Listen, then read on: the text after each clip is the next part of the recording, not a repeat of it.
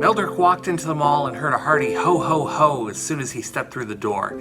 He smiled as he realized that Santa Claus was in the atrium, and then he remembered that Evan's classes was supposed to be seeing the jolly old elf today. Meldrick wondered if the kids were there now, or if there was some other group of munchkins eager to crawl on Santa's lap to rattle off their never-ending Christmas lists.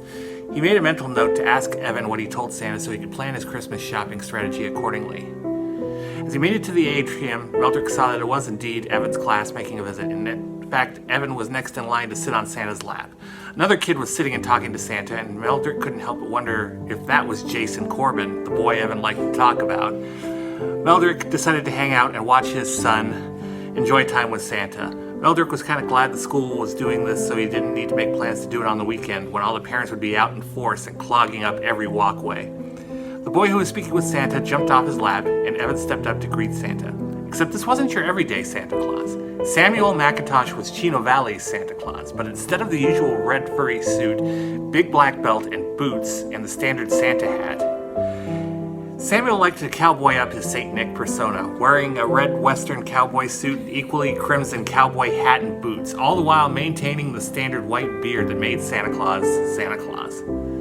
Standing with Samuel was his wife Pepper, who did not share her husband's interpretation of the world's biggest present provider, instead making her Mrs. Claus appear traditional, with a floor-length red dress and bonnet and granny glasses that made her look older and wiser. Of course, Pepper didn't need to look wiser, as she was Chino Valley's head librarian. Samuel's voice was booming and could be heard all the way from where Meldrick was standing.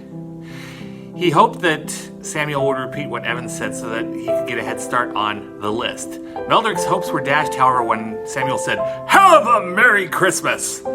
and Pepper handed him a candy cane. Meldrick sighed as he realized he would have to get nosy and pester his son for details. As Meldrick walked over to Santa's workshop, Evan saw his father coming and tugged on his teacher's skirt, appearing to ask if he could say hi.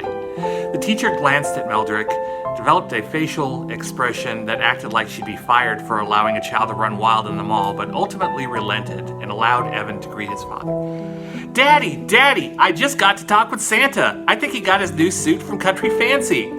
Meldrick chuckled at the reference to Country Fancy, a clothing store in Chino Valley run by Odette Langdell, a spry, skinny black woman who'd been part of the community for more than 40 years. What also made Evan's statement funny was that Samuel had worn the same suit as Santa Claus since Meldrick was a child.